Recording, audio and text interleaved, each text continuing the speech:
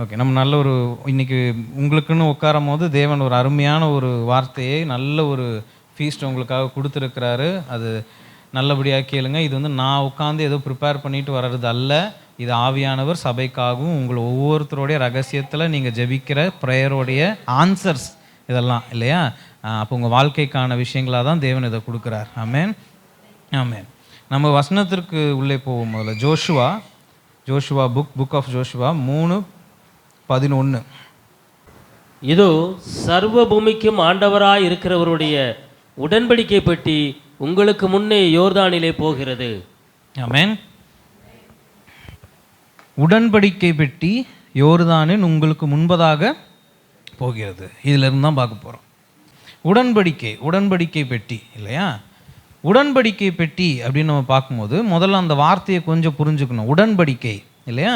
அதோடைய இங்கிலீஷ் அர்த்தம் பார்த்திங்கன்னா கவனன்ட் அப்படின்னு இருக்கும்.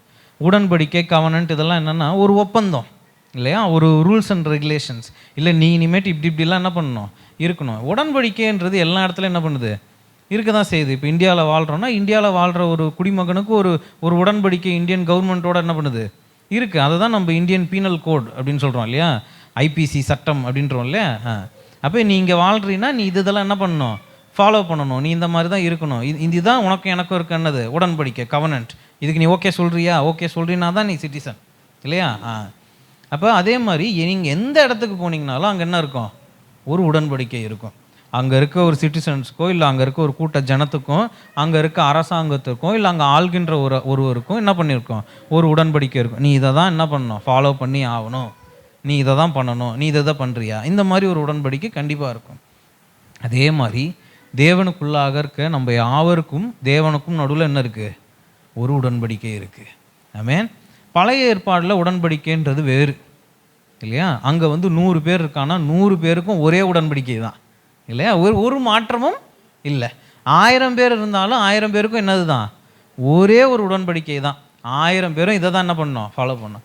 ஆனால் இப்போ ஆஃப்டர் அசென்ஷன் தேவனுக்குள்ளே இப்போ நம்ம வாழ்கிறோம் இல்லையா, கிருபையின் காலத்தில், இப்போ உடன்படிக்கை அப்படின்னு நம்ம பார்க்கும்போது கிறிஸ்துவோடைய ரூல்ஸ் அண்ட் ரெகுலேஷன் நம்ம தாண்டிட்டோம் அப்படின்னா அதுக்கு அடுத்து எல்லாமே பர்சனலான ஆகிடும், மாறிடும்.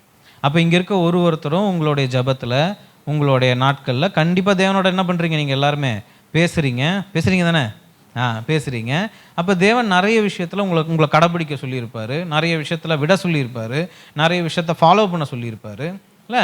உங்கள் எல்லாருக்கும் இப்போ நான் சொல்ல எதனா ஒன்று மைண்டுக்கு என்ன பண்ணோம் வரும். 2005 என்னை இதை விட சொன்னார், இல்லை 2 வருஷத்துக்கு முன்னாடி இந்த சிஸ்டர்கிட்ட போய் என்னை பேச சொன்னார், மனதினுடைய கடினங்களெல்லாம் என்ன பண்ண சொன்னார், அவர் விட்டுட சொன்னார், மன்னிப்பு கேட்க சொன்னார், இந்த இடத்துல என்னை இப்படி மாற சொன்னார், என்னை இன்னும் கொஞ்சம் தாழ்மையானவனா என்ன பண்ண சொன்னார், மாற சொன்னார். சிலவங்க சொல்லுவாங்க, ஏசுப்பா என்னோட நகையெல்லாம் என்ன பண்ணிட்டு சொல்லிட்டாரு, கழட்டிட சொல்லிட்டாரு, போட வேணான்னு சொல்லிட்டாரு. சிலவங்க சொல்லுவாங்க, எனக்கு அப்படி தான் சொல்லியிருந்தாரு, இப்போ தான் என்ன சொன்னார், போட்டுக்கோ நீ உன் மனசு மாறிடுச்சு அப்படின்னாரு. அந்த மாதிரி ஒருத்தருக்கு ஒரு கவனன்ட் என்ன பண்ணுது ஏசுப்பாக்குள்ள இருக்குது. இதை நீ ஃபாலோ பண்ண, இப்படி இரு. அப்போ இதை மனசில் வைத்து கொண்டு இனி நம்ம போகிறதெல்லாம் நீங்கள் என்ன பண்ண போகிறீங்க, கேட்டுக்கிட்டே வர போகிறீங்க. ஆமென். அப்போ உடன்படிக்கை அப்படின்றது ரொம்ப ரொம்ப ரொம்ப பர்சனலான ஒரு விஷயம். ஏன் உடன்படிக்கையை நான் கொண்டு போயிட்டு இன்னொருத்த மேலே என்ன பண்ண முடியாது, திணிக்க முடியாது. ஆமென். நிறைய சர்ச்சில் பார்த்தீங்கன்னா அதுதான் என்ன பண்ணும், நடக்கும். ஒருத்தருடைய மனம் வந்து ரொம்ப இறுகி இருக்கும். அவர் ஒரு தங்க செயின் போட்டிருப்பாரு, அந்த செயின் மேலே அவருக்கு என்ன பண்ணோம், ஒரு கம்பீரம் இருக்கும். அதனால தேவன் என்ன சொல்லியிருப்பாரு, நீ முதல்ல அதை கழட்டு, இல்லை நீ போடாத, நீ கொஞ்சம் என்ன பண்ணு எனக்குள்ள முதல்ல நீ வா, உன் இருதயெல்லாம் மாறட்டும், நீயும் மற்றவனும் சமம், நீ உன் மனசு என்ன பண்ணிட்டோம் வரட்டும், அப்புறமா நீ என்ன பண்ணிக்கோ போட்டுக்கோணும். உடனே அந்த பிரதர் முன்னாடி வந்து என்ன சொல்லுவார், இனிமேட்டு சபையில் யாரும் ஆமாம் நகை யாரும் என்ன பண்ணக்கூடாது. அப்போ அப்படி இல்லை இல்லையா காரியம். அப்போ ஒருத்தரோட உடன்படிக்கை இன்னொருத்தருக்கு என்னவே ஆகாது, சேராது. கிறிஸ்துக்குள்ளே வந்துட்டோமா அது ஒன்று தான் காமன். அதை தாண்டி இருக்கிறது எல்லாமே பர்சனல் கனெக்ஷன் வித் காட். ஏன் இயேசுக்கும் எனக்கும் உள்ள ரகசியம் அது, அவ்வளோதான். இதை நான் கொண்டு போய் இன்னொருத்த மேலே என்ன பண்ண முடியாது, திணிக்கவே முடியாது. இதனால தான் ஒரு 5 கிறிஸ்தவர்களை 5 சபையிலேருந்து எடுத்து ஒரே இடத்துல உட்கார வச்சோம்னா யாரும் எதுக்கும் ஒத்தே வரவே மாட்டாங்க. ஏன்னா எல்லாருக்கும் அவனுக்கு உடன்படிக்கை வெவ்வேறு. ஆமென். இன்றைக்கும் நாங்கள் ஒரு லாயர் அவர் ஃபேமிலியை பற்றி பேசுவோம். டெய்லி சபை முடிஞ்ச உடனே சண்டே ஆனால் ஒயிட் அண்ட் ஒயிட் போட்டுன்னு முழு குடும்பமும் ரயில்வே ஸ்டேஷன் வெளியே ட்ராக்ஸை வச்சுட்டு நிற்பாங்க. அது அவங்களுக்கு அந்த குடும்பத்துக்கு தேவன் கொடுத்த ஒரு உடன்படிக்கை. நீ என்ன வேலையை நீ என்ன பண்ணணும், வா வந்து பண்ணு இல்லையா? அப்போ அவர் லைஃபுக்கு அது ரொம்ப தேவை, அவருடைய ஆவிக்குரிய வாழ்க்கைக்கு அது ரொம்ப தேவை. இப்போ நாளைக்கு சண்டே வரும்போது அவர் வந்துட்டு நீங்கள்லாம் குடும்பமாக எங்கே போய் ட்ராக்ஸ் குடிக்கிறீங்க, இல்லை நாங்கள் எங்கேயும் போகல அப்படின்னு ஒன்று உங்கள் எல்லாரையும் அவர் கீழ் நோக்கி பார்த்தாருன்னா நம்மளுக்கு எப்படி இருக்கும்? ஆமென். நீங்கள் எங்கேயும் கொடுக்கல, பாவம் பண்ணிட்டீங்க பிரதர் இப்படி பேசினா உங்களுக்கு எப்படி இருக்கும்? ஆமென். அப்போ உடன்படிக்கை வந்து ஒருத்தரோட உடன்படிக்கை ஒருத்தர் மேலேயும் ஒருத்தர் கீழேயும், இவர் வந்து ஆவியில் இவ்வளோ ஸ்பெஷலு, இவர் வந்து இந்த மெஸ்ஸில் சொல்கிறாங்களே இது சாதா தோசை, இது மசால் தோசை, இது ஸ்பெஷல் தோசை, அந்த மாதிரிலாம் என்ன பண்ணல இல்லை. தேவன் யாரையும் மேலேயோ கீழே என்ன பண்ணுறது இல்லை. ஆமாம், எல்லாருக்கும் கவனன்ட் இருக்குது. ஆனால் இதுக்குள்ளே ஒரு 2 கூட்டம் என்ன பண்ணுது, பிரியுது. கவனன்ட்டை பெற்றுக்கொண்டவங்க, கவனன்ட்டை ஃபாலோ பண்ணுறவங்க. இந்த கூட்டத்தை பற்றி தான் நம்ம என்ன பண்ண போகிறோம், இன்றைக்கி தியானிக்க போகிறோம். எல்லாரும் சீரியஸ் ஆகிட்டீங்க. ஸோ 2 கூட்டங்கள் என்ன பண்ணுது இந்த இடத்துல இருக்குது. முதல் குரூப்பு கவனன்ட்டை பெற்றுக்கொண்டவங்க, அது ஈஸி. இயேசு கிறிஸ்துக்குள்ளே வந்துட்டால் என்ன பண்ணிடலாம், கவனன்ட்டை பெற்றுக்கொள்ளலாம், அவ்வளோதான். அப்புறம் அவர் சொல்லிகிட்டே இருப்பார், எப்பா இதை மாற்றிக்கோ அதை மாற்றிக்கோ, ஏம்மா இந்த விஷயத்தை விட்டுரு, இதை பண்ணு சொல்லிகிட்டே இருப்பார் இல்லையா? ஆமாம், கவனன்ட்டை பெற்றுக்கொள்வது ரொம்ப ரொம்ப ரொம்ப சுலபம். ஆமென். அந்த குரூப்ஸ் எல்லாம் நம்ம நிறைய இடத்துல பார்க்குறோம். ஓகே, அதுக்குள்ளெல்லாம் போவோம். 2வது குரூப்பு கவனன்ட்டை ஃபாலோ பண்ணுற குரூப். ஆமென். அது கஷ்டம். ஆமென். மனசில் நம்மளுக்கு 1000 காரியங்கள் இருக்கும் இல்லை, இதுக்கு நடுவில் தேவன் சொல்கிற ஒரு விஷயத்தை விடாமல் பிடித்த மாதிரி ஃபாலோ பண்ணுறது ரொம்ப ரொம்ப கடினமான ஒரு விஷயம். நம்மளுக்கு பிடிக்காத ஒருத்தர்கிட்ட போய் திடீர்னு மன்னிப்பு கேட்ட சொல்லிட்டாரு, என்ன பண்ணுறது? ஒரு 2 வாரம் கொடுங்க, நான் கொஞ்சம் கொஞ்சமாக என் மனசை மாற்றி வந்து கேட்குறேன்னா இன்றைக்கி போய் கேளுன்றாரு, என்ன பண்ணுவீங்க? கஷ்டம் இல்லையா? இப்போ நேற்று இவங்களுடைய விஷயங்களுக்கு போயிருந்தோம் இல்லையா, அந்த பிள்ளையோட விழா. அதில் கூட இப்போ பெற்றோர் இப்போ உங்கள் பிள்ளைகள்கிட்ட போய் உங்களை மன்னிப்பு கேட்க சொல்கிறாங்கன்னா முடியுமா? நம்ம ஏதோ ஒரு விஷயத்தில் திட்டோம், இப்போ தேவன் வந்து ஆவியான் உள்ளே பேசுகிறாரு, நீ எதுக்கு அவனை அப்படி திட்டின, போய் சாரி கேளுனா, பெற்றவங்க நம்ம போயிட்டு எப்பா சாரிப்பா கேட்போம்மா? ரொம்ப கஷ்டம் இல்லையா? அப்போ கவனன்ட்டை ஃபாலோ பண்ணுறது ரொம்ப ரொம்ப ரொம்ப கடினம். ஏன் கடினம்னா, நம்மளுக்கு எது இயல்பாக வராதோ அதை தான் அவர் நம்மக்கிட்ட என்னவா கொடுக்குறாரு, கவனன்ட்டாகவே கொடுக்குறாரு இல்லையா? எனக்கு எது மேலேயும் ஒரு பெரிய வீராப்பு வராதுங்க அப்படின்றவர்கிட்ட போயிட்டு நீ இனிமேட்டு ஹம்புலாக வீராப்பா இல்லாமல் இரு சொல்லுவாரா? எதுக்கு சொல்லணும்? அவன் தான் கரெக்டாக இருக்கிறானே இல்லை. அப்போ எது ஒரு மனிதனுக்கு ஒழுங்காய் வராதோ அதை தான் அவர் என்ன பண்ணுறாரு, போயிட்டு கவனன்ட்டாக கொடுக்குறாரு. அப்போ அது ரொம்ப ரொம்ப கடினமான விஷயம். அப்போ இனிமேட்டு நம்ம இனிமேல் நிறைய வசனங்களுக்குள்ளே போகிறோம். இதிலெல்லாம் தொடர்ந்து நம்ம 2 குரூப்பை பார்த்துக்கிட்டே வர போகிறோம். அதில் ஒரு குரூப்பு தேவனிடத்தில் இணைந்து தேவன் தான் அவங்களோட ஒரே கிங் அப்படின்னு ஒத்துக்கிட்டு கவனன்ட்டை வாங்கிக்கொண்டு அவர் கூட என்ன பண்ணாங்க, நடந்தாங்க. இவர்களுக்கும் நிறைய விஷயங்கள், நிறைய அற்புதங்கள் என்ன பண்ணுச்சு, நடந்துச்சு. அடுத்த குரூப்பு கவனன்ட்டை பெற்றுக்கொண்டாங்க, ஆனால் அவங்க இந்த என்ன பண்ணாங்க, ஃபாலோ பண்ணாங்க.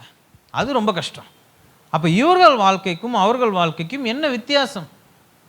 ஏன்னா நம்ம ரொம்ப ஈஸியாக அப்போ கிறிஸ்துவுக்குள்ளே வந்தவன் கிறிஸ்துவை ஃபாலோ பண்ணுறான், கவனன்ட்டை ஃபாலோ பண்ணுறவனுக்கு தான் கிறிஸ்துவ எல்லாத்தையும் செய்வார் அப்படி சொல்லிட முடியாதே இல்லை. அப்படியா இருந்தால் இன்றைக்கி நம்ம வாழ்க்கையில் நடந்த நிறைய விஷயம் நடந்திருக்க முடியாது இல்லை. நம்மளுக்கே அவர் கிருபையினால தான் என்ன பண்ணுறாரு, எல்லாமே செய்கிறாரு. அப்போ என்னதாங்க வித்தியாசம்? அப்புறம் எதுக்குங்க நான் இதெல்லாம் கடைப்பிடிக்கணும்? ஆமாம் சொன்னார், ஏதோ என் நல்லதுக்காக சொல்லியிருப்பார், விடுங்க, அதை எதுக்கு ஃபாலோ பண்ணிக்கிட்டு? அப்போ ஃபாலோ பண்ணால் என்ன, பண்ணலைன்னா என்ன? இந்த 2 குரூப்பை பற்றி தான் என்ன பண்ண போகிறோம், பார்க்க போகிறோம். ஆமென். ஓகே, சைலண்ட் ஆகிடக்கூடாது. Amen amen, good. ஓகே, அப்போ ஜோஷுவா 3வது அதிகாரம் 11வது வசனத்தை வாசிக்க கேட்டோம் இல்லையா? அப்போ அங்கே என்ன நடக்குதுன்னு முதல்ல நான் என்ன பண்ணிடுறேன், உங்களுக்கு விவரிச்சிட்றேன். அங்கே இஸ்ரவேலின் ஜனம் 2வது தடையாக அவங்களுக்கு ஒரு மிராக்கிள் நடக்குது ஒரே மாதிரி. என்ன மிராக்கிள் அப்படின்னா, இஸ்ரவேல் மக்கள் கானானுக்குள்ளே என்ன பண்ணுறாங்க, என்ட்ரு ஆக போகிறாங்க. அப்போ அவங்களுக்கு கண்களுக்கு முன்னாடி பெரிய ஜார்டன் நதி இருக்குது இல்லையா? அவ்வளோ பெரிய நதியை இப்போ இத்தனை 1000 கணக்கான பீப்புள் என்ன பண்ணணும், கிராஸ் பண்ணி போகணும். அப்போ அந்த இடத்துல நிற்கிறாங்க. அடுத்து ஜார்டனை கிராஸ் பண்ணால் தான் ஜெரிகோ இருக்குது இல்லையா? ஜெரிகோவில் நடந்த சம்பவம்லாம் உங்களுக்கு என்ன பண்ணோம், எரிகோ பட்டணத்தில் நடந்ததெல்லாம் உங்களுக்கு என்ன பண்ணோம் தெரியும். அப்போ இந்த இடத்துல இருக்கும்போது தான் இப்போ வாசிக்க கேட்ட அந்த ஒரு வசனம். அவர்களுக்கு முன்பதாக எது போகுது?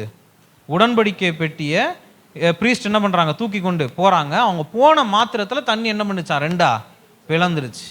இப்போ இதே சம்பவத்தை இதுக்கு முன்னாடி எங்கே கேட்ட மாதிரி இருக்கா? எங்கே கேட்டிருக்கீங்க? ரெட் சி இல்லையா? அப்போ அந்த இடத்துல போய் நிற்கும் போது இப்போ இந்த 2 கூட்டத்தை பற்றி தான் நம்ம என்ன பண்ணுறோம்? பார்க்குறோம்.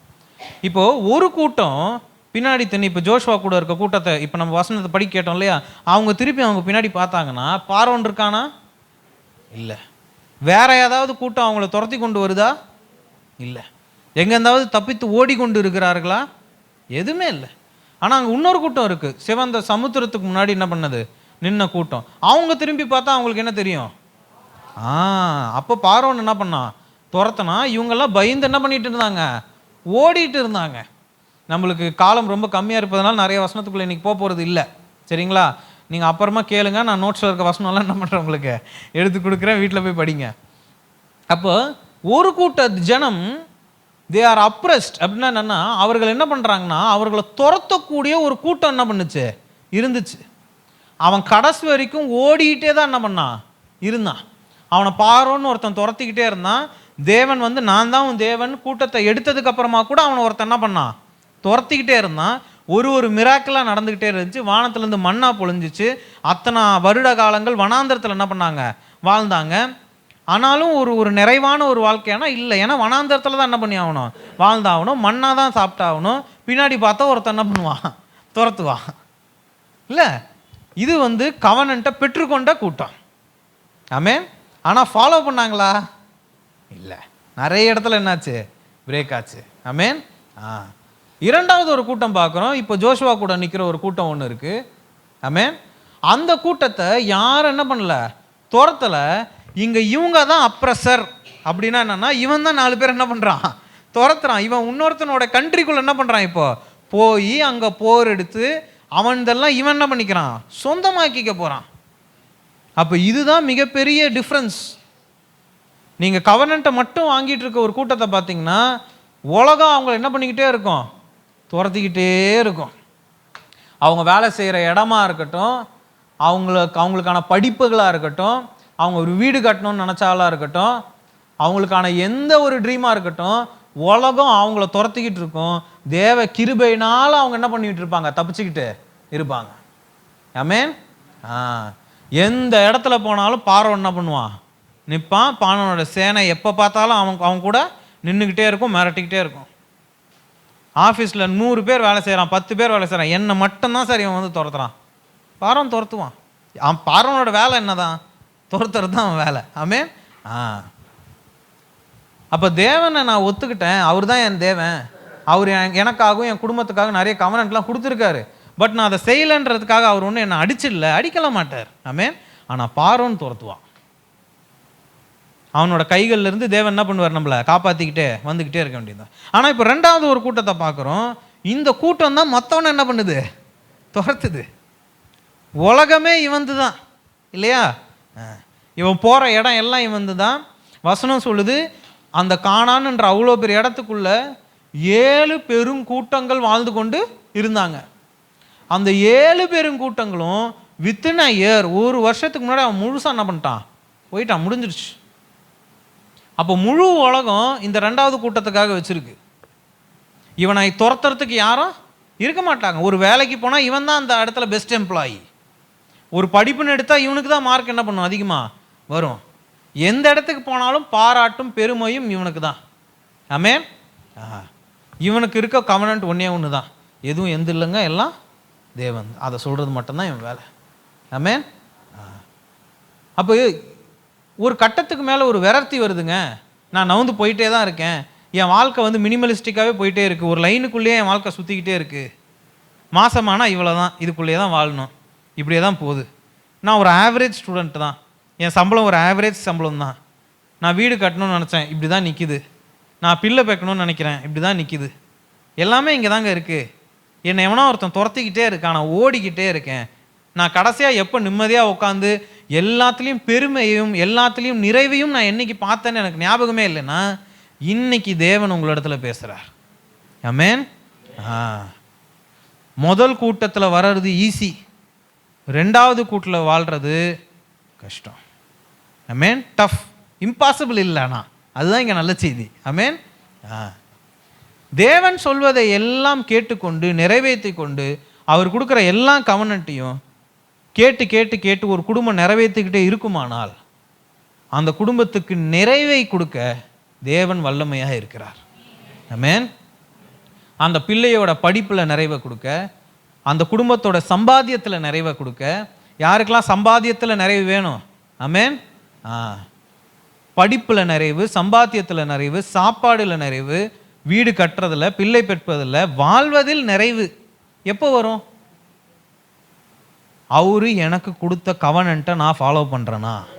மிக மிக முக்கியம். ஜோஷுவா அந்த இடத்துல நிற்கிறான், பின்னாடி துரத்த யாரும் இல்லை, இவங்க தான் முன்னாடி போகிறாங்க. முதல்ல அவன் எதை அனுப்பிச்சான்? அவரும் போய் நின்னாரா நடுவில்?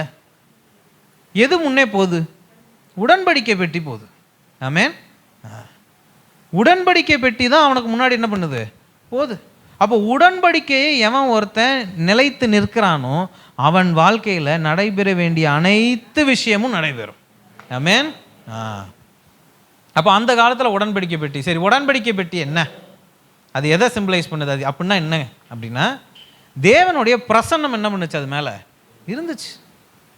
அந்த காலத்தில் நீங்கள் அப்படியே இப்போ ஜோஷுவா, நம்பர்ஸ் இதில் இருந்தாலும் அப்படியே படிச்சுட்டு போனீங்கன்னா, ஒரு நாட்டுக்குள்ளே உடன்படிக்கை பெட்டி வருதுன்னா அவன் என்ன பண்ணுறான்? பயப்படுறான். ஐயோ, உடன்படிக்கை பெட்டி என்ன பண்ணுது? அவனுங்க எடுத்துக்கொண்டு வராங்க, இப்போ நான் என்ன பண்ணுறதுன்னு சொல்லிட்டு ராஜாக்கள் என்ன பண்ணுறாங்களாம்? பயப்படுறாங்களாம். அப்போ தேவ பிரசன்னம் அது. நிறைய இடத்துல பார்த்தோம்னா அந்த உடன்படிக்கை பெட்டி மேலே சேருபின்களோட என்ன இருக்கும்? உருவம் இருக்கும். அதுக்கு நடுவில் இருந்து தேவன் என்ன பண்ணுவாராம்? பேசுவாராம். அப்போ ப்ரீஸ்ட் உள்ளே வந்தோன்னா முகமுகமாக என்ன பண்ணுவார்? அந்த இடத்துல இருந்து பேசுவார். அப்போ அன்னைக்கு உடன்படிக்கை பெட்டி இருந்துச்சு. இன்னைக்கு உங்களுக்கும் எனக்கும் என்னன்னா, உடன்படிக்கை பெட்டி என்னது? கிறிஸ்து. அவர் தான் நம்மளோட என்னது? உடன்படிக்கை. அப்போ அவர் நம்மளுக்கு சொல்கிற எல்லாவற்றையும் என் வாழ்க்கையில் நான் முன்னிலைப்படுத்துவேனானால் அவர் என் வாழ்க்கையில் இருக்கக்கூடிய எல்லா குறைவுகளையும் முன்னிலைப்படுத்துவார். ஆமென். இந்த முன்னிலைப்படுத்துறதுன்றது ரொம்ப ரொம்ப ட்ரிக்கியான ஒரு விஷயம். இப்போ சண்டே ஸ்கூல் பசங்கள்லாம் வந்து பாடினாங்க இல்லை? இப்போ அவங்க எல்லாருக்கும் அசைன்மெண்ட் கொடுப்பாங்க, இல்லை ஹோம்ஒர்க் கொடுப்பாங்க ஸ்கூலில். ஏன் அடிக்க பெருக்க ராத்திரியோட ராத்திரியாக பண்ணி அடுத்த நாளே கொண்டு போய் வச்சிடறானே? ஏன்? இல்லைன்னா டீச்சர் என்ன பண்ணுவாங்க? நான் படிக்கும்போது அடிப்பாங்க, இப்போ அடிக்கிறாங்களான்னு எனக்கு தெரில, திட்டுவாங்க, இல்லை மார்க் கம்மி பண்ணுவாங்க இல்லை? ஓகே. இப்போ அந்த மாதிரியான ஒரு தெய்வம் நம்மளுக்கு இருந்தால் நம்ம எல்லாரும் என்ன பண்ணுவோம்? நம்மளோட உடன்படிக்கையை பண்ணிடலாம். ஐயோ, இந்த இந்த இந்த மாதம் அவர் சொன்னதை நான் பண்ணல, அடுத்த மாதம் என்ன ஆக போதோ ஒரு பயம் என்ன பண்ணான். ஆனால் அவர் கிருபை உள்ள தேவன் என்பதனால ஆமென். உடன்படிக்கையை பண்ணாமல் விட்டால் அதுக்கு பனிஷ்மெண்ட் என்ன பண்ணல? இல்லை. கிருபையினால் என்ன பண்ணிடுவார்? நம்மளை மூடி காப்பாற்றிடுவார். அப்போ நஷ்டம் என்னங்க அப்படின்னா, மன்னாவுக்கும் பாலும் தேனுக்கும் என்ன வித்தியாசமோ அதுதான் நஷ்டம். ஆமென்.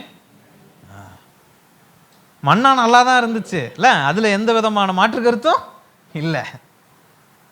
ஒரு அதிசயம் நடக்கும்போது நல்லா தான் இருக்குது, சந்தோஷமாக இருக்குது இல்லை? எப்படி கட்டுறதுனே தெரியாமல் இருந்தேன் தம்பி, தேவன் தான் என்ன பண்ணார்? வந்து கட்டினார். வீடு கட்டினதாக இருக்கட்டும், ஃபீஸ் கட்டுறதா இருக்கட்டும், படிப்பில் மார்க் வரதா. அண்ணன் நான் என்ன படித்தேன்னே எனக்கு தெரில, எனக்கு என்ன பண்ணிடுச்சு மார்க்கு? சந்தோஷம், கேட்க நல்லா இருக்கு. ஆமென். நிறைவு இருக்கா? உங்கள் எல்லாம் நான் நிறைய தடவை சொல்லியிருக்கேன், நம்ம எல்லாருக்கும் கொடுக்கப்பட்ட ப்ராமிஸ் என்னன்னா, பாலும் தேனும் வழிந்து ஓடும், ஓவர்ஃப்ளோயிங். அதை விட்டுறக்கூடாது இல்லையா? அதுதான் நிறைவு.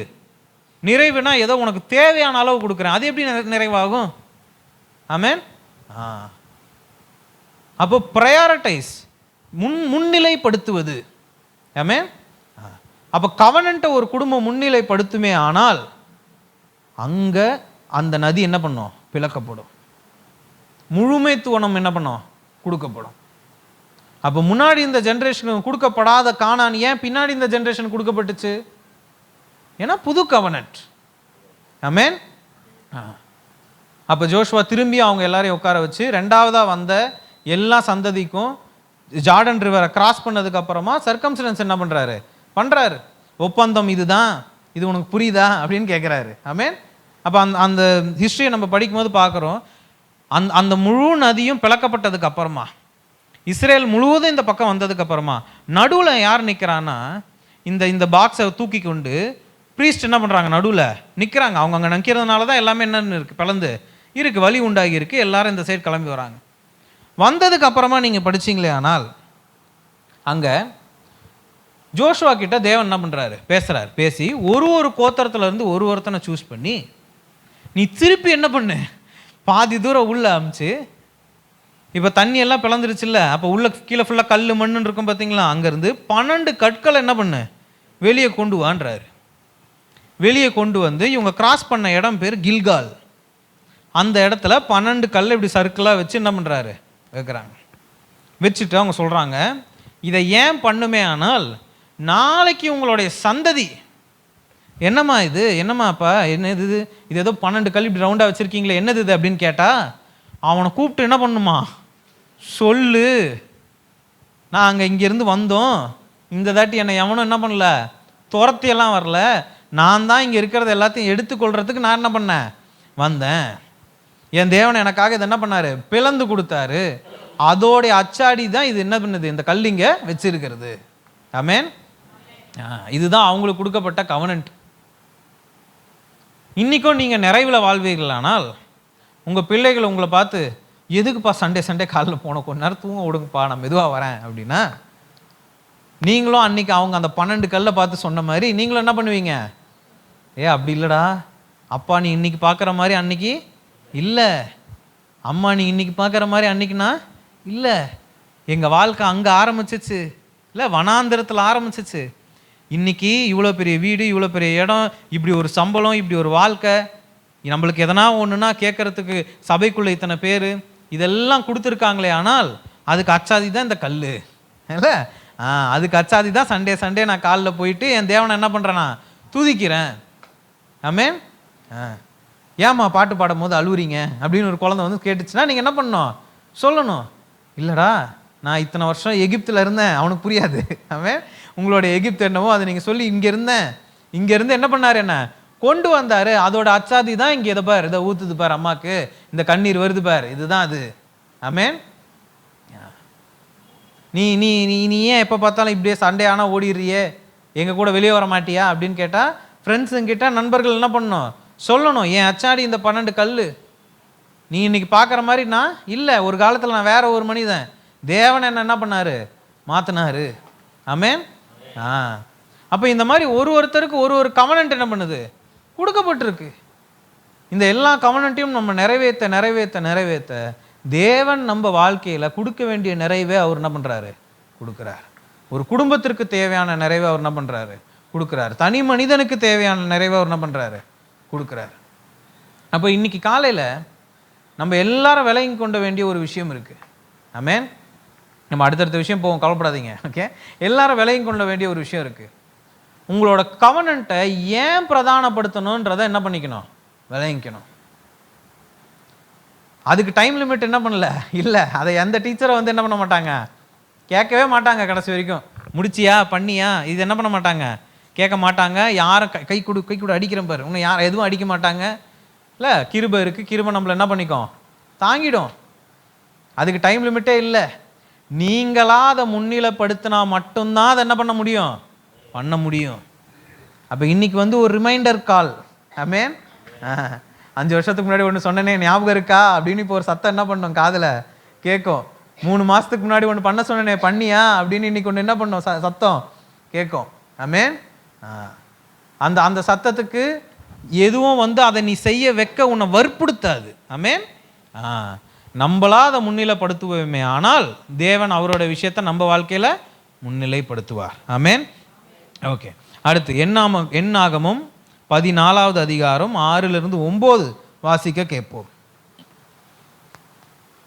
இப்போ இந்த 2 கூட்டத்திற்கும் இருக்கிறதான வித்தியாசங்களை என்ன பண்ண போறோம், நம்ம ஒன்னொன்னா பார்க்க போகிறோம். ஆமென். படிங்க பிரதர். சவுண்ட். தேசத்தை சுற்றி பார்த்தவர்களில் நூனின் குமாரனாகிய யோசுவாவும் எப்புனேயின் குமாரனாகிய காலேபும் தங்கள் வஸ்திரங்களை கிழித்து கொண்டு இஸ்ரவேல் புத்திரரின் சமஸ்த சபையையும் நோக்கி, நாங்கள் போய் சுற்றி பார்த்து வந்து சோதித்த தேசம் மகா நல்ல தேசம், கர்த்தர் நம்மேல் பிரியமாக இருந்தால் அந்த தேசத்திலே நம்மை கொண்டு போய் பாலும் தேனும் ஓடுகிற அந்த தேசத்தை நமக்கு கொடுப்பார். கர்த்தருக்கு விரோதமாக மாத்திரம் கலகம் பண்ணாதிருங்கள். அந்த தேசத்தின் ஜனங்களுக்கு நீங்கள் பயப்பட வேண்டியதில்லை. அவர்கள் நமக்கு இரையாவார்கள். அவர்களை காத்த நிழல் அவர்களை விட்டு விலகி போயிற்று. கர்த்தர் நம்மோடே இருக்கிறார். அவர்களுக்கு பயப்பட வேண்டியதில்லை என்றார்கள். ஆமென். இப்போ இவனுடைய குரலை கேட்டால், வாசிக்க கேட்டோம் இல்லையா, அவங்க என்ன பேசுகிறான்னு உங்கள் எல்லாருக்கும் புரியுது. இது என்ன இடம்ன்றதும் உங்களுக்கு புரியுது இல்லையா. அப்போ இது எங்கே அப்படின்னா, இஸ்ரவேல் மக்கள்லேருந்து 12 பேரை தேவன் என்ன பண்ணுறாரு, சூஸ் பண்ணி பாலும் தேனும் ஓடுற ஒரு தேசத்தை நான் கொடுக்குறேன்னு, நீ இப்போ என்ன பண்ண அதை பார்த்துட்டு வான்னு சொல்லி அனுப்புகிறாங்க. ஸ்பை வேலை. போயிட்டு என்ன பண்ணுறாங்க, சுற்றுலா பார்த்த மாதிரி எல்லாத்தையும் பார்த்துட்டு திரும்பி வந்த பிறகு அங்கே இருக்கக்கூடிய ரிப்போர்ட் என்ன சொல்கிறாங்க எல்லாரும் அப்படின்னா, ஐயோ அவங்க என்ன ரொம்ப பராக்கிரமாக இருக்காங்க, நம்மளாலாம் அவங்கள என்ன பண்ண முடியாது, எதுவுமே பண்ண முடியாது, அங்கே நம்ம போய் சண்டை போட்டு நம்மளால் ஜெயிக்கலாம் முடியாது அப்படின்றது தான் ரிப்போர்ட். இதற்கு பதிலாக தான் அவர் என்ன பண்ணுறாரு அந்த இடத்துல. இப்போ நீங்கள் படித்த வசனத்தை என்ன பண்ணுறோம் கேட்குறோம். இப்போ அந்த 9வது வசனத்தை திருப்பி வாசிங்களேன். கர்த்தருக்கு விரோதமாக மாத்திரம் கலகம் பண்ணாதிருங்கள்.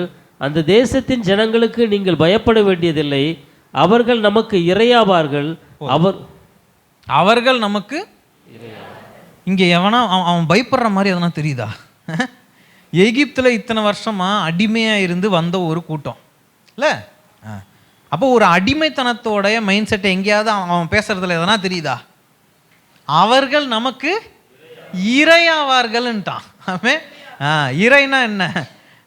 ஒரு ஒரு ஒரு சீட்டா போய் ஒன்றத்தை ஹண்ட் பண்ணி சாப்பிடுது பார்த்தீங்களா? ஒரு முயல் குட்டியை ஒரு சீட்டை எப்படி பார்க்கும்? ஆமேன். ஒரு சிங்கம் வந்து ஒரு ஒரு ஒரு ஏதோ ஒரு அனிமல் இப்படி போகுதுன்னா, ஒரு மான் போகுதுன்னா அது எப்படி பார்க்கும்? இது என்னுடைய சாப்பாடு, இது என் இறை இல்லை. அவ்வளவுதான் அவன் அதை என்ன பண்ணுறான், பார்க்குறான். அவங்களோட பராக்கிரத்தை பார்த்தெல்லாம் அவன் அசரவே இல்லை. அப்போ இந்த 2 கூட்டத்தில் நம்ம எங்கே இருக்கிறோம் தெரிஞ்சுக்கணும்னா, முதல்ல என்ன வித்தியாசம் என்பதை நம்ம என்ன பண்ணணும், அறிந்து கொள்ள வேண்டிய முதல் வித்தியாசம், பயம் இந்த உலகத்தை பற்றி என்ன பண்ணாது, இருக்கவே இருக்காது. மனிதர்கள் குறித்தின பயம், வேலையை குறித்தின பயம், இல்லை அவங்களாம் இப்படி ஆக்கும், இது பெரிய விஷயமாக்கும், இந்த பராக்கிரத்தை பார்த்தின பயம் என்ன பண்ணாது அந்த கூட்டத்துக்கு இருக்காது. அவன் அடுத்து அவன் சொல்கிறதே அதுதான், டு நாட் பி அஃப்ரேட். பயப்படாதீங்க. ஆமேன். தேவன் நம்மளோடு இருக்கிறார். எதுக்கு நான் என்ன பண்ணணும், எதுக்கு பயப்படணும்? அப்போ முழு உலகமும் அவனுக்கு என்னவா தான் தெரியும்னா, இறையா என்ன பண்ணுது அவனுக்கு தெரியுது. அவன் அந்த ஸ்லேவரியோடைய மென்டாலிட்டியும் அவனுக்கு இல்லை. எதை குறித்தும் பயம் இல்லை. தேவன் போக சொல்லியிருக்கார், இதுக்கப்புறம் நான் என்ன பயப்படணும்? ஒரு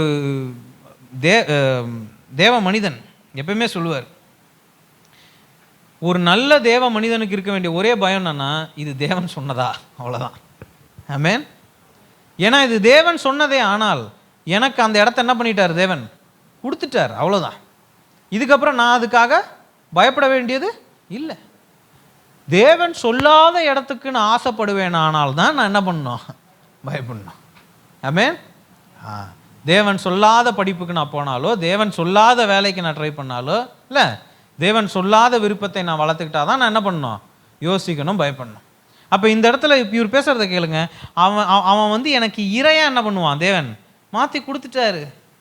இதுக்கு மேலே நான் எதுக்கு அவனை பார்த்து என்ன பண்ணணும், பயப்படணும்? ஒரு பயமும் எனக்கு இல்லை. எல்லாரும் பக்கத்தில் இருக்கவங்களை பார்த்து சொல்லுங்க, உங்களுக்கு அவங்கள இறையா என்ன பண்ணிட்டார், தேவன் மாற்றிட்டார். ஆமென். Praise God. குட். அடுத்து 10வது வசனத்தை படிங்க. அப்பொழுது அவர்கள் மேல் கல்லெறிய வேண்டுமென்று சபையார் எல்லாரும் சொன்னார்கள். உடனே கர்த்தருடைய மகிமை ஆசரிப்பு கூடாரத்தில் இஸ்ரவேல் புத்திரர் எல்லாருக்கும் முன்பாக காணப்பட்டது. ஆமென். என்ன இவன் எதனா திட்டானா, எதனா தவறான வார்த்தை எதனா பேசிட்டானா, இல்லை எதனா தப்பாக நடந்துக்கிட்டானா, என்ன பண்ணா? அவர்கள் என்ன சொன்னாங்களா, இவர்களை கல் எறிந்தே இவர்கள் என்ன பண்ணிடணும், நம்ம கொன்னுடணும். அங்கே தேவனுடைய மகிமை அந்த இடத்துல வந்து நின்னதுனால அங்கே கல் எறியுதல் தடைப்பட்டு போச்சு. அப்போ 2 கூட்டத்துக்கும் இருக்கிறதான வித்தியாசத்தை என்ன பண்ணணும், இன்னைக்கு விளங்கிக்கணும். இன்னமும் உங்களுக்கு உலகத்தை குறித்தின பயம் இருக்குமே, ஆனால் நம்ம இன்னும் எந்த கூட்டத்துக்குள்ளே வரல, 2வது கூட்டத்துக்குள்ளே வரல. ஆமென். தவறு இல்லை, சரிங்களா? என்ன இப்படி பார்க்கக்கூடாது. அப்போ உலகத்தை குறித்தும் மனிதர்களை குறித்தும் மனிதனோட பராக்கிரத்தை குறித்தும், வேலையில் நான் இப்படி இருக்கேன், அந்த வேலை கிடைக்கிறதுக்கு எப்படிலாம் இருந்தால் கிடைக்கும் தெரியுமா, என்னோட இன்னும் 1000 பேர் என்னோட ஆமாம் 1000 பேர் திறமைசாலியாக இருக்கலாம், ஆனால் தேவன் அந்த இடத்த உங்களுக்குன்னு வச்சுட்டாரே ஆனால், ஆமென். 1000 கான்ட்ராக்டர்ஸ் இருக்கலாம் ஊருக்குள்ள, வீட்டை நீங்கள் தான் கட்டணும்னு அவர் முடிவு பண்ணிட்டாருன்னா அந்த வீட்டை யார் தான் கட்ட போகிறீங்க? ஆமாம், ஆமென். எங்க புதுசாக கல்யாணம் ஆனவங்களுக்கே குழந்தை இல்லைங்க, எனக்கெல்லாம் என்னங்க அப்படின்னீங்களா? அதை நீங்கள் முடிவு பண்ணக்கூடாது. யார் முடிவு பண்ணணும்? கர்த்தர் முடிவு பண்ணணும், தேவன் முடிவு பண்ணணும். ஒரு உயிர் இந்த உலகத்துக்குள்ளே வர்றதும் வராததும் யார்கிட்ட இருக்கு? தேவன்கிட்ட இருக்கு. ஆமென். அப்போ மனிதனை குறித்தின பயம் சிச்சுவேஷன்ஸ், சந்தர்ப்ப சூழ்நிலைவாதிகள்ன்றாங்க பார்த்தீங்களா? நம்மளாம் சூழ்நிலைவாதிகள் அல்ல. அதனால் சூழ்நிலை குறித்த பயம்லாம் நம்மளுக்கு என்ன பண்ணக்கூடாது? இருக்கவே கூடாது. ஆமென். இப்போ இதோட இன்னொரு ஒரு பயங்கரமான சூப்பரான ஒரு டிஃப்ரென்ஸ் இருக்குது ரெண்டு குரூப்புக்கும். ஆமென். அடுத்த வசனத்தை படிங்க பிரதர். கர்த்தர் மோசேயை நோக்கி, எதுவரைக்கும் இந்த ஜனங்கள் எனக்கு கோபம் உண்டாக்குவார்கள்? தங்களுக்குள்ளே நான் காட்டின சகல அடையாளங்களையும் அவர்கள் கண்டும் எதுவரைக்கும் என்னை விசுவாசியாது இருப்பார்கள்? ஆமென். தேவன் அவர்களை குறித்து என்ன நினைத்து வைத்திருக்கிறார்? இல்லை தேவனுக்கு அவங்க மேலே என்ன எண்ணம் மனதில் என்ன பண்ணுது, ஓடுது அப்படின்றது it's a very very different story. அப்போ தேவனை ஒரு கூட்ட ஜனம் மன கஷ்டத்துக்குள்ளே தள்ளுமானால் அது இந்த முதல் ஜனம்தான் இல்லையா? அப்போ நீங்கள் நல்லா யோசிக்கணும். இன்னைக்கு கிறிஸ்துக்குள்ளே இல்லாதவனை பற்றியும் இல்லை அவன் பண்ணுற அட்டூழியத்தை பற்றியும் அநியாயத்தை பற்றியும் தேவனுடைய கோபத்தை விட கிறிஸ்துக்குள்ளே வந்து தேவனோடு ஒன்றாடி தேவனுடைய கிருபையும் பெற்றுக்கொண்டு அவர் மேலே இன்னமும் இது நடக்குமா, இதெல்லாம் எனக்கு நடக்குமா நீங்கள் சொன்னீங்க, அதுக்குன்னு இந்த டவுட்டில் ஒன்று இருக்குமானால் அதுக்கு அவருக்கு வரக்கூடிய ஒரு வழி இருக்குது பார்த்தீங்களா, அது அதிகம். ஆமென். அடுத்தடுத்த வசனத்தில் பார்த்தீங்கன்னா அவர் கேட்பாரு, எவ்வளவோ பண்ணிட்ட இவன் மறந்துட்டானா? எகிப்திலிருந்து வெளியே கொண்டு வந்த கதை உங்க எல்லாருக்கும் என்ன பண்ணோம் தெரியும். முதல்ல இவங்க எல்லாரையும் வெளியே கொண்டு வரணுன்றதுக்காக ஆதியிலேயே மோசே என்ன பண்ணிட்டார், வெளியே கூட்டிகிட்டு வந்துட்டார். கூட்டிகிட்டு வந்து எத்தனையோ வருஷம் அவனை ரெடி பண்ணி அதுக்கப்புறமா திருப்பி அவனை எகிப்துக்குள்ளே அமிச்சு 10 வாதைகளை என்ன பண்ணுறாரு கொடுத்து, 10வது வாதம் மிகவும் கொடுமையான வாதை இல்லையா? எகிப்து மக்கள் வந்து கையிலையும் கழுத்துலையும் இருக்கிறதான அவர்களோட தங்கத்தை இஸ்ரவேல் மக்கள் கையில் கொடுத்து, எப்பா சாமி தயவு செஞ்சு என்ன பண்ண, வெளியே போயிடு, கிளம்பு. அதுக்கப்புறமாவும் எத்தனை மிராக்கள், 10 வாதைகள் மட்டும் மிராக்கள் இல்லையா, அதுக்கப்புறம் தொடர்ந்து என்னதான் மிராக்கள் தான். ஒவ்வொரு நாளும் மிராக்கள் தான். காலையில் மேலேருந்து என்ன அப்படியே மழை பெய்கிற மாதிரி என்ன பண்ணுது, மண்ணா வந்து உழுது, அதை தான் எடுத்து சாப்பிட்றான். அப்போ அவனோட டெய்லி வாழ்வாதாரமே எதை நம்பி தான்? அந்த மண்ணாவை நம்பி தான். இன்னைக்கு நம்மளோட வாழ்க்கையோட டெய்லி வாழ்வாதாரமே அவரோட கிருபை தான் இல்லையா? ஆமாம். அப்போது இன்னும் நான் என்ன பண்ணா நீ என்ன நம்புவ? அந்த வழியை கொஞ்சம் இன்னைக்கு என்ன பண்ணணும், யோசித்து பார்க்கணும். நான் உங்களுக்கு கில்ட் ட்ரிப் பண்ண ட்ரை பண்ணல. ஆமென். அந்த வழியை இன்னைக்கு கொஞ்சம் யோசித்து பார்க்கணும். நல்ல வேலை கேட்டீங்க, நல்ல வேலை கொடுத்தாச்சு. நல்ல மனைவி கேட்டிருப்பீங்க, நல்ல மனைவி கிடச்சாச்சு. நல்ல ஹஸ்பண்ட் கேட்டீங்க, நல்ல ஹஸ்பண்ட் கிடச்சாச்சு. குழந்தை குட்டி கிடச்சா, என்ன கேட்குறியோ எல்லாம் கொடுத்தாச்சு. இன்னமும் தேவன் நான் உனக்கு அடுத்து இதை வச்சுருக்கேன், நம்ம ஆண்டவர் இதெல்லாம் எப்படி ஆண்டவரே அப்படின்னா அவரோட இருதயத்தோடைய நிலைமையை கொஞ்சம் என்ன பண்ணணும், சிந்தித்து பார்க்கணும். ஆமென். அப்போ இங்கே அடுத்து ஒரு 2வது ஒரு கூட்டம் நம்ம பார்த்தோம் பார்த்தீங்களா, இவர்களை குறித்து தேவன் என்ன யோசிக்கிறார். Very very interesting thought. Amen. அதே எண்ணாமும் நம்பர்ஸ் 14:11 14வது அதிகாரம் 11வது வசனத்தை வாசிக்க கேட்போம். மோசேயை நோக்கி, எதுவரைக்கும் இந்த ஜனங்கள் எனக்கு கோபம் உண்டாக்குவார்கள்?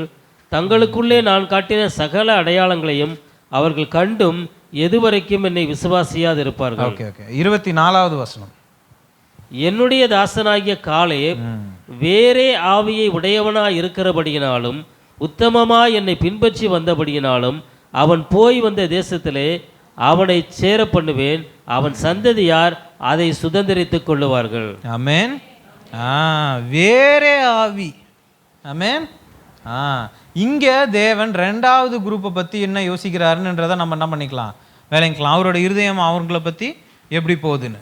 ஆமென். அப்ப இவனுக்கு நான் என்ன பண்ணுவேன், வச்சிருக்கிறது எல்லாத்தையும் கொடுப்பேன். இவனுக்கு அவனுக்கு என்னங்க வித்தியாசம்? இவன் நம்புனா, அவன் நம்பல. ஆமென். இரண்டு பேருக்கும் ஒரே மிராக்கிள் தான். ஆமென். ஒரே கூட்டம் தானே, ஒன்னா தானே வந்தாங்க. செங்கடல் பிளக்கும் போது எல்லாம் ஒன்னா தானே இருந்தாங்க. மன்னா டெய்லி எல்லாரும் ஒன்னா தானே சாப்பிட்டாங்க. ஒரே கூட்டம் தான். ஆமென்.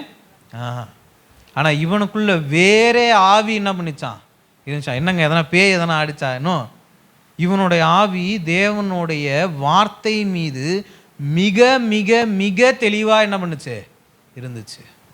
அவர் சொன்னா நடக்குங்க, நீங்க எதுக்குங்க கவலைப்பட்டுக்கிட்டு இருக்கீங்க? அதுதான் ஆவி. ஆமென். அப்போ இந்த குடும்பத்துக்கு, இந்த கூட்டத்துக்கு தேவன் என்ன பண்றாரு? திருப்பி அந்த வசனத்தை படிங்க. என்னுடைய தாசராகிய காலேப் வேறே ஆவியை உடையவனாய் இருக்கிறபடினாலும் உத்தமமாய் என்னை பின்பற்றி வந்தபடியினாலும் அவன் போய் வந்த தேசத்திலே அவனை சேர பண்ணுவேன், அவன் சந்ததியார் அதை சுதந்திரித்துக் கொள்ளுவார்கள். அவர்கள் சந்ததியார் அவர்களை சுதந்திரித்துக் கொள்வார்கள். இவன் ஒருத்தனுடைய விசுவாசம் சந்ததியே என்ன பண்ணுச்சான், சுதந்திரித்து கொண்டுச்சு. அவ்வளவுதான். ஆமென். அப்ப இரண்டாவது கூட்டத்தில் இருக்க வேண்டுமானால் ஒன்று பயம் என்ன பண்ணக்கூடாது, இருக்கவே கூடாது. ஆனால் இரண்டாவது அதை விட முக்கியம், நாம் தேவனுடைய வார்த்தையை விசுவாசிப்போமா? கண்கள் கண்டுடுச்சு, என்னெல்லாம் அவர் எனக்காக செஞ்சிருக்காருன்னு பார்த்துடுச்சு, காது கேட்டுடுச்சு இல்லையா, எல்லாம் ஓகே. ஆனால் அடுத்து தேவன் என்ன செய்ய போறாருன்னு தெரிஞ்சா விசுவாசிப்போமா? ஆமென். இப்போ நிறைய பேர் என்ன பண்ணுவாங்க, அதை என்ன பண்ண மாட்டாங்க. தேவன் நான் அடுத்து உன்னை வச்சு இதை பண்ண போறேன் அப்படின்னா, அவர் தேவனை கூப்பிட்டு ஒரு சேர்ல உட்கார வச்சு, இங்கே பாருங்க, எனக்கு இத்தனை வயசு ஆகுது, எனக்கு மாதம் இவ்வளோ இஎம்ஐ இருக்கு, நீங்கள் சொல்கிறத பண்ணணுன்னா இவ்வளோ தேவை. தேவனுக்கு தெரியாதா? ஆமென். என்னால் இதுக்கு மேலே குழந்தை என்ன பண்ண முடியாது, பெற்றுக்க முடியாது. குழந்தைக்கு எவ்வளோ இது தெரியுமா, இவ்வளோ ஆகும் அவ்வளோ ஆகும். தேவனுக்கு என்ன பண்ணுவாங்க, இவங்க உட்காந்து கிளாஸ் எடுப்பாங்க. ஆமென். அப்போ இரு கூட்ட ஜனம் இருக்கு. அதில் ஒரு கூட்ட ஜனம் சொன்னால் அந்த பிளெஸ்ஸிங் அப்படியே என்ன பண்ணிக்கிறாங்க, ரிசீவ் பண்ணி வாங்கிக்கிறாங்க. கொடுங்க, நான் வாங்கிக்கிறேன், நான் கட்ட போகிறேன்னா சந்தோஷமாக கட்டுறேன், நான் பெற்றுக்க போகிறேன், நான் சந்தோஷமாக கொடுங்க, எவ்வளோ கொடுக்குறீங்களோ என்ன பண்ணுங்க கொடுங்க. அவன் வளர்ந்துக்கிட்டே போகிறான். ஆமென். இன்னொரு கூட்ட ஜனம் இன்னமும் இங்கே காலை வை அப்படின்னா வைக்கலாமா, உள்ள விழுந்துடாதுல்ல, வரலாம்ல. ஆமென். தேவனை ஒவ்வொரு ஸ்டெப்லையும் டெஸ்ட் பண்ணிக்கிட்டே இருப்போமே, ஆனால் எப்போ அவர் கையை பிடிச்சிட்டு ஓடுறது? ஆமென். நீங்கள் எல்லாரும் எத்தனையோ கூட்ட ஜனத்தை பார்த்துருப்பீங்க, நம்ம கூடவே வளர்ந்தவங்களை பார்த்துருப்பீங்க, நம்மளால் கிறிஸ்தவங்களை ஆனவங்களை பார்த்துருப்பீங்க இல்லை? அப்போ தேவன் கையை பிடித்து நடக்கிறதுக்கே நம்ம அப்படியே ஒன்று காலை வச்சு மெதுவாக டெஸ்ட் பண்ணி தான் நடப்போமேனால் எப்போ ஓடுறது இல்லை? அவரு கொடுக்க ரெடி. ஆமென். நம்ம நம்புறதற்கு ரெடியா? இதுதான் இம்பார்ட்டன்ட். வேறே ஆவியா என்ன பண்ணாங்களாம், இருந்தாங்க. இன்னைக்கு ஆவி மாறினா போதும், அனைத்தும் சகலமும் கொடுக்கப்படும். ஆமென். உங்களுக்கு மட்டும் போட்டிருக்கானோ, உங்களோட முழு சந்ததிக்கும் அனைத்தும் கொடுக்கப்படும். ஆமென். உங்க எல்லாருக்கும் சம்பந்தம் ஐயாவுடைய டெஸ்டிமனிலாம் தெரியும் இல்லை? எத்தனையோ தாட்டி பேசியிருக்கீங்க. அந்த ஒரு மனிதன், ஒரு மனுஷன் நண்டு வாங்க போகும்போது ரோட்டில் நின்று கேட்டதுனால இன்னைக்கு அவர் சந்ததி இப்படி இருக்கு. ஆமென். நான் பணக்காரனாக இருக்கோன்னு சொல்லலை. ஆமென்.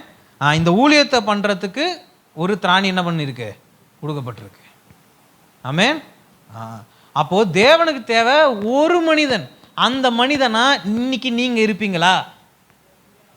நாளைக்கு உங்கள் பேரன், உங்கள் பேத்தி, எங்கள் அம்மா இருந்தாங்க, எங்கள் அப்பா இருந்தாங்க, அவர் நம்பினார், இன்னைக்கு நாங்கள் இப்படி இருக்கோம். அந்த ஒரு மனிதனா உங்களை மாற்றுறதுக்கு நீங்கள் ஓகேவா? நாளைக்கு வரவங்க ஜாலியாக என்ன பண்ணலாம், கிருபையை பிடிச்சிட்டு அப்படியே போகலாம். ஆனால் இன்னைக்கு கவனன்ட் இருக்கே, அதை நீங்கள் செய்ய ரெடியா? உங்கள் குடும்பத்தில் இருந்து அவர் உங்களை தான் சூஸ் பண்ணியிருக்காரு. இப்போ அதுக்கு என்ன பண்ண முடியும்? சந்தோஷப்படுங்க. ஆமென். உங்கள் கரத்தை தான் பிடிச்சி நீ தான்ப்பா கட்ட போகிற. ஓகே ஆண்டவரே கட்டுறேன். நீ தான் வளர்க்க போகிற, நீ தான் பண்ண போகிற, உன் மூலியமாக தான் உன்னோட முழு ஜென்ரேஷனுக்கும் நான் இதை கொடுக்க போகிறேன். நீ ரெடியா? ஆமென். பின்னாட்களை வந்துட்டு அதை என்ஜாய் பண்ணுறது சந்தோஷம், அது ஈஸி. ஆமென். கட்டும் போது கூடவே நிற்கிறது கஷ்டம். அப்போ இன்னைக்கு உங்கள் சந்ததியோட விருட்சமாக உங்களை தேவன் என்ன பண்ணியிருக்காரு? சூஸ் பண்ணியிருக்காரு. இங்கே இருக்கவங்க எத்தனை பேருடைய ஜபத்தினால இன்னைக்கு வரைக்கும் உங்கள் குடும்பம் நின்றுக்கிட்டு இருக்குன்னு யாருக்கு தெரியும்? நீங்கள் நினைக்கலாம் ஏதோ தூங்க போகும்போது நான் ஏதோ 2 வாரத்தை ஜபம் பண்ணிட்டு படுப்பேங்க. அந்த ஜபத்தை தேவன் கேட்குறார். ஆமென். உங்கள் குடும்பத்தில் எத்தனை பேர் அவங்களுக்கே தெரியாமல் உங்கள் ஜபத்தினாலும் நீங்கள் கேட்ட கேள்வினாலும் தேவனுடைய ஆசீர்வாதத்தினாலும் நல்லா வாழ்ந்துட்டு இருக்காங்கன்னு அவங்களுக்கே தெரியாது. ஆமென். ஒருத்தனுடைய ஆவி வேறா இருந்துச்சு, அவன் மூலயமா அந்த முழு சந்ததி கானானுக்குள்ளே வாழ்ந்துச்சு. ஆமென். அப்போ இன்னைக்கு தேவன் உங்ககிட்ட கேட்குற கேள்வி இதுதான், எனக்காக வேறு ஆவியாய் நீ மாறுவாயா? டெஸ்ட்லாம் பண்ண முடியாது. நம்பி வானா வந்து தான் ஆகணும், நின்றுனா நின்று தான் ஆகணும், இங்கே குதினா குதிச்சு தான் ஆகணும். பயம்லாம் இருந்தால் பத்தாது. உங்களுக்கு அப்புறமா வரவனுக்கு பயம் இருக்கலாம் இல்லை, ஆனால் உங்களுக்கு இருக்க முடியாது. ஓகேவா? ஆமென். கொடுப்பாருன்ற வரைக்கும் நல்லா இருந்துச்சு இல்லை? அப்போ விசுவாசம் எவ்வளோ பெரிய விஷயம் என்ன பண்ணணும் இன்னைக்கு நீங்கள் பார்க்கணும். அப்போ 2வது குரூப்பில் இருக்கிறது ஈஸி இல்லை. ஆமென். அதனால தான் நான் முன்னாடியே சொல்லிட்டேன், நான் போய் சொல்ல விரும்பல மேலன்ட்டு. ஆமென். கொஞ்சம் கடினம் தான், ஆனால் இம்பாசிபிள் இல்லை, முடியவே முடியாதுன்னு இல்லை. கேளுங்கள் அப்போது கொடுக்கப்படும். எல்லாருக்கும் அந்த வசனம் தெரியும். ஆனால் அந்த வசனம் எதை பற்றியும் தெரியுமா? அதோட முன்னாடி பின்னாடின்னு பார்த்தீங்கன்னா அது ஆவியை குறித்து பேசுது. ஆவியை கேட்டால் நான் என்ன பண்ணுவேன்? கொடுப்பேன். கிருபைக்காக ஜெபம் பண்ணுங்க, ஆவிக்காக ஜெபம் பண்ணுங்க. ஆண்டவரே இதை நீங்கள் பண்ண சொல்கிறீங்க, எனக்கு புரியுது, ஆனால் எனக்குள்ள வேற ஆவி இல்லை, எனக்கு கஷ்டமாக இருக்குது, என்னமோ நான் தான் இதை பண்ண போகிற மாதிரி எனக்கு கடினமாக இருக்குது. அப்போ கேளுங்க, கேளுங்கள் அப்போது கொடுக்கப்படும். அப்போ கேளுங்க, ஆண்டவரே எனக்கு இந்த ஆவி என்ன பண்ணுங்க? கட்டளை எடுங்க. ஆண்டவரே எனக்கு இந்த கிருபை என்ன பண்ணுங்க? கட்டளை எடுங்க. அதை தருவார். ஆமென். உங்கள் கையை பிடிச்சிட்டு ஓடுறதுக்கு தேவையான ஸ்ட்ரென்த் என் காலில் என்ன பண்ணல இல்லை. என் ஃபெய்த் லைட்டாக ஆடுது, என் விசுவாசம் லைட்டாக ஆடுது, எனக்கு அந்த பெலன் இருக்கிற மாதிரி தெரியல. அந்த பெலனை என்ன பண்ணுங்க? எனக்கு கட்டளை எடுங்கன்னா அந்த பெலனை என்ன பண்ணுவார்? அவர் கொடுப்பாரு. நிறைய கிறிஸ்தவரோட வாழ்க்கை எங்கே அப்படியே முற்றுப்புள்ளியாக நின்றுடுமானால் இந்த இடத்துக்கு வரவே என்ன பண்ண மாட்டாங்க. குறைவு இருக்குன்னு ஒத்துக்கிறவன் தான் ஆண்டவரே என் குறைவுகளை நிறைவாக்கும் அப்படின்னு கேட்க முடியும். ஆமென்.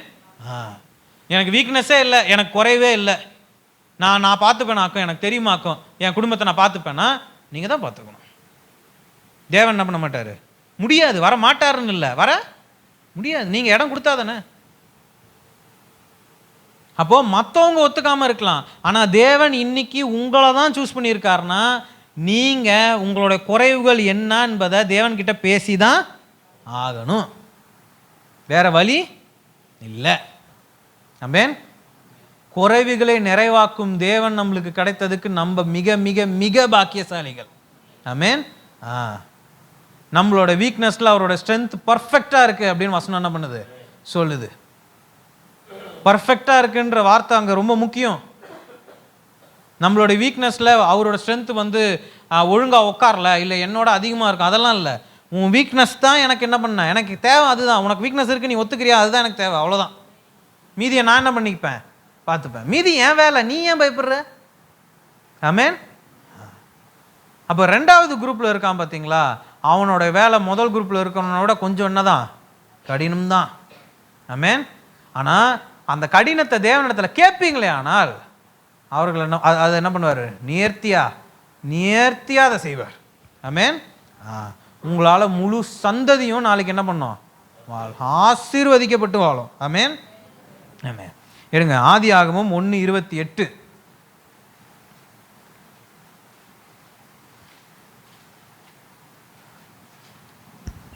பின்பு தேவன் அவர்களை நோக்கி, நீங்கள் பலுகி பெருகி பூமியை நிரப்பி அதை கீழ்ப்படுத்தி சமுத்திரத்தின் மச்சங்களையும் ஆகாயத்து பறவைகளையும் பூமியில் மேல் நடமாடுகிற சகல ஜீவ ஜந்துக்களையும் ஆண்டு கொள்ளுங்கள் என்று சொல்லி தேவன் அவர்களை ஆசீர்வதித்தார். தேவன் அவர்களை ஆசீர்வதித்தார். கேட்கவே எவ்வளோ சூப்பராக இருக்குல்ல, அழகாக இருக்காது. இந்த வசனம் போட்டு நான் எங்கேயுமே பார்த்ததில்ல. ஆமென். ரொம்ப பியூட்டிஃபுல்லாக இருக்குல்ல. ஓகே, ஒரு குடும்பம், ஒரு தனிப்பட்ட நபர் தேவன் சொல்கிற எல்லா கவனன்ட்டையும் கீழ்ப்படிந்து ரெண்டாவது குரூப்பில் வந்துட்டு அதில் இருப்பார்களே, ஆனால் இந்த ஆதியில் கொடுக்கப்பட்ட ஆசீர்வாதம் அவர்களுக்கும் உண்டு. ஆமென். முழு உலகமும் அப்போ யாருக்கு தான்? யாருக்கு தான்? அவர்களும் சொல்லாது, எனக்குன்னு சொல்லுங்க. சொல்லுங்க. நீங்கள் தேவன் கொடுக்குற கவனன்ட்டுக்குள்ளே இருந்து உங்கள் குடும்பத்தை நீங்கள் வழிநடத்த எழுந்து கிறிஸ்துக்குள்ளே நின்று நீங்கள் நடத்துவீர்களே, ஆனால் முழு உலகத்தின் சுதந்திரவாளி யாரு? ஐயோ, சுதந்திரவாளி யாரு? பிரைஸ் காட், ஹல்லேலூயா. ஆமென். ஆமென் என்றால் ஆம் என்று அர்த்தம். ஆமாம், ஆமென். நல்லது. அப்போ தேவனோட ஆசீர்வாதம் பாருங்க எவ்வளோ பியூட்டிஃபுல்லாக இருக்கு இல்லை. அவர் வந்து உலகம்தான், பட் இது மட்டும் உனக்கு இல்லை, இது இன்னும் எதுவுமே இல்லை, முழு உலகமும் உனக்கு தான், அவ்வளோதான். அந்த ஆசீர்வாதத்தை திருப்பி படிங்க பிரதர். இந்த தாட்டி இந்த கான்டெக்ட்ல கேளுங்க, சரியா? அது யாரோட ஆசீர்வாதம்? உங்களோட ஆசீர்வாதம். படிங்க. பின்பு தேவன் அவர்களை நோக்கி, நீங்கள் பலுகி பெருகி பூமியை நிரப்பி அதை கீழ்ப்படுத்தி சமுத்திரத்தின் மச்சங்களையும் ஆகாயத்து பறவைகளையும் பூமியில் மேல் நடமாடுகிற சகல ஜீவ ஜந்துக்களையும் ஆண்டு கொள்ளுங்கள் என்று சொல்லி தேவன் அவர்களை ஆசீர்வதித்தார். ஆமென். அப்போ இரண்டாவது குரூப்ல வந்துட்டோம் அப்படின்னா 2 எக்ஸ்ட்ரா ஆசீர்வாதம் இருக்கு, முதல் குரூப்புக்கு கிடைக்காதது. ஆமென். ஒன்று இது என்னது? எல்லாம் உனக்கு தான், என்ன வேணுமோ கேள். வேலை, மனைவி, புருஷன், பொஞ்சாதி, குழந்தைங்க, என்ன மாதிரி வேலை, என்ன மாதிரி படிப்பு, மனது நிறைவின்படி இல்லையா அவர் ஆசீர்வதிப்பார். ஆமென். ஏன்னா இந்த தாட்டி உங்களுக்கு தேவன் மேலே எப்படி ஒரு நம்பிக்கை வந்துச்சோ அதே மாதிரி தேவனுக்கும் உங்கள் மேலே என்ன பண்ணிடுச்சு இப்போ ஒரு நம்பிக்கை. ஓகே, இவன் சொதப்பிட மாட்டான், இவனை நம்பி என்ன பண்ணலாம், கொடுக்கலாம். இவன் பெருமை என்ன பண்ண மாட்டான், பெருமைக்குள்ளே விழ மாட்டான், இந்த குடும்பம் என்னை விட்டு என்ன பண்ணாது, போகாது, இவங்களை நம்பி நான் என்ன பண்ணலாம், கொடுக்கலாம், தாராளமாக கொடுக்கலாம். அந்த ஒரு நம்பிக்கைக்குள்ளே நீங்கள் என்ன பண்ணுறீங்க, தேவனை கூட்டி கொண்டு வரீங்க. ஆமென். அடிக்கடி சொல்லுவேன், ஒரு 10,000 ரூபாய் பணம் கையில் வந்துடுச்சுன்னா அவங்களோட டோன் என்ன ஆகிடும், மாறிடும். ஆனால் ஜோம் பண்ணுறது 1 லட்சத்துக்கு எப்படி முடியும்? நான் ஒரு தகப்பனாக இருந்தால் நான் கொடுக்க மாட்டேன். ஏன்னா எனக்கு என் பிள்ளையோட ரட்சிப்பு தான் என்ன பண்ணோம் முக்கியம். எப்பா சாமி நீ அங்கே வந்து சேருன்றது மட்டும்தான் எனக்கு பக்கு பக்குன்னு இருக்கும், நான் கொடுக்க மாட்டேன். இவனால் நாளைக்கு 4 கிறிஸ்தவர்களுக்கு ஆபத்து. ஆமென். இவனால் நாளைக்கு இவனுக்கே ஆபத்து இல்லை, நான் எப்படி கொடுப்பேன்? ஆமென். நான் தப்பா பேசல. அப்ப இன்னைக்கு நம்ம கேட்கின்ற விஷயத்திற்கு தாங்கக்கூடிய பலத்தையும் நம்ம சேர்த்து கேட்கிறோமா? ஆமென். நான் இன்னமும் என்னுடைய பிஸ்னஸ் ஸ்டார்டிங்கில் நான் பண்ண ஜாப் எனக்கு ஞாபகம் இருக்கு.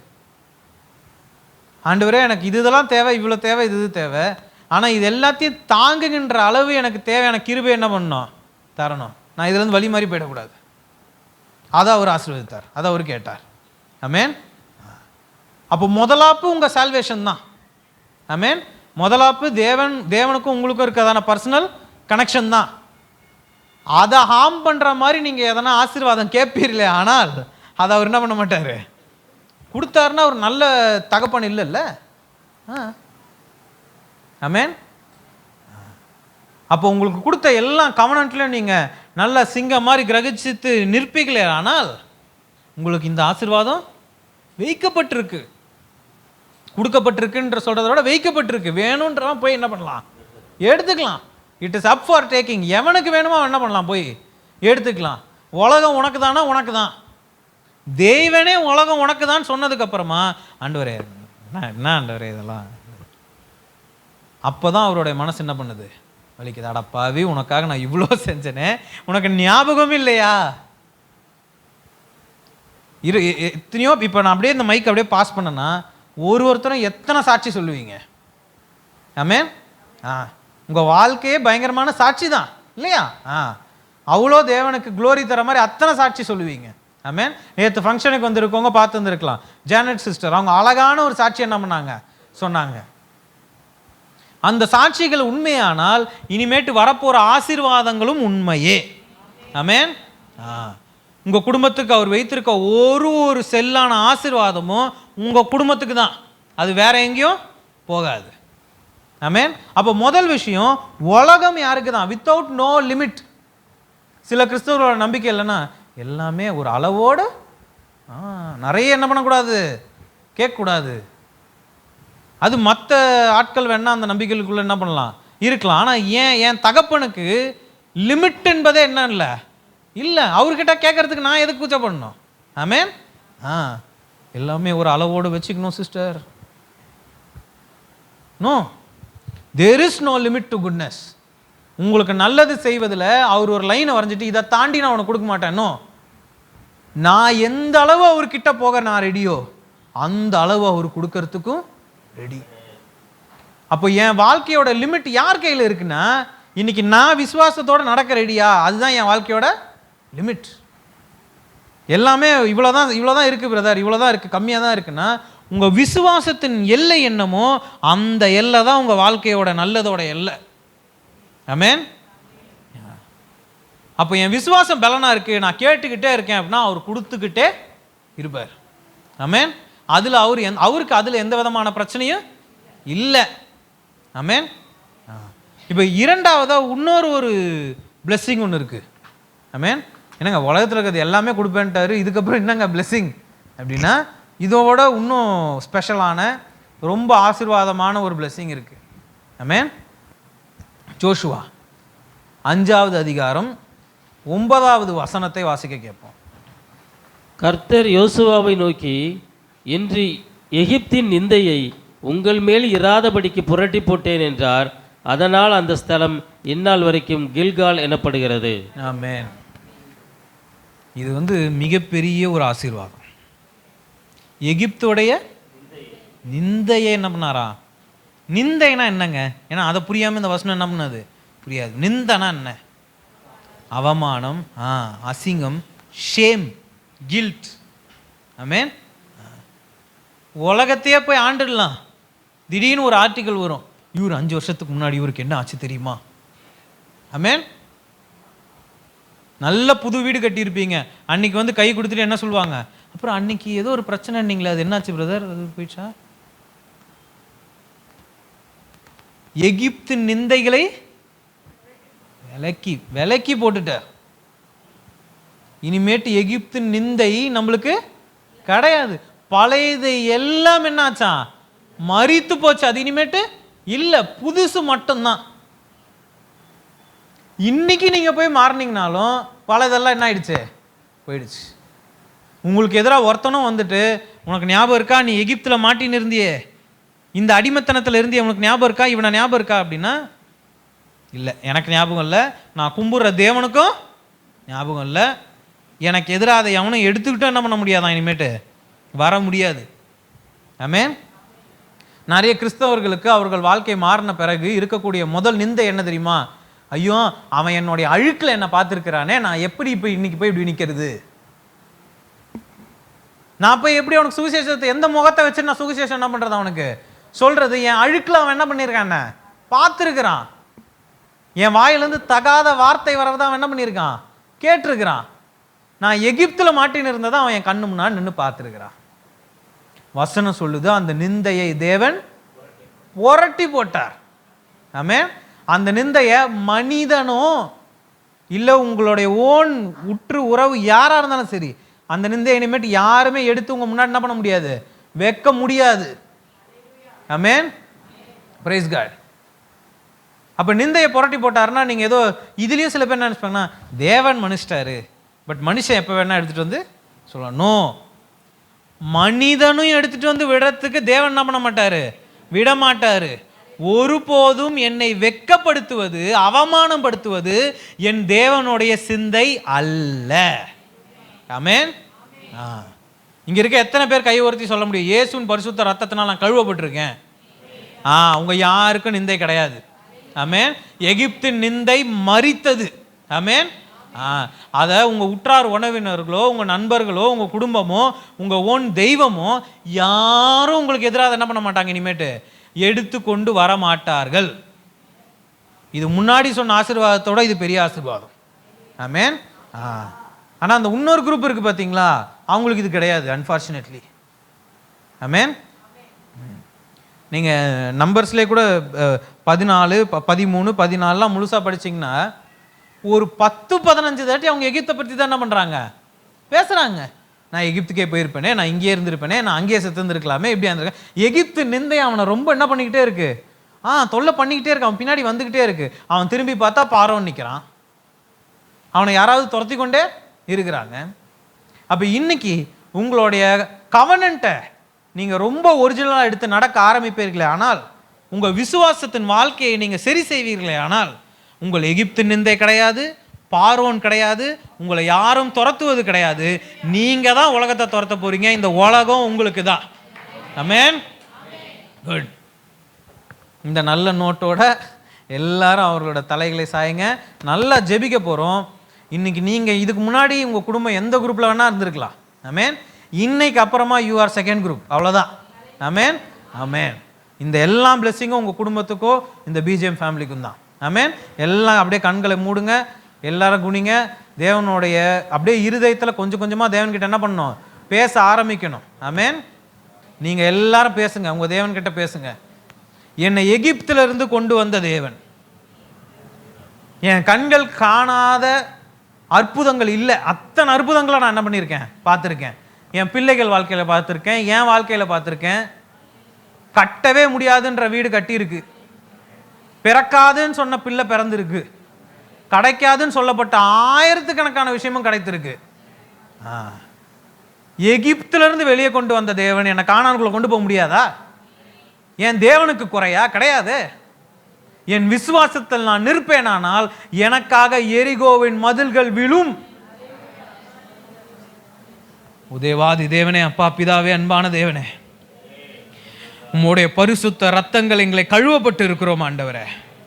எகிப்து நிந்தைகள் புரட்டு போட்டப்பட்டது, அது கிடையாது. இனிமேட்டு எனக்கு அந்த அசிங்கம் என்னை விட்டு போச்சு. பழையத எல்லாம் மறித்து புது மனிதனா எழுந்திருக்கிறேன்.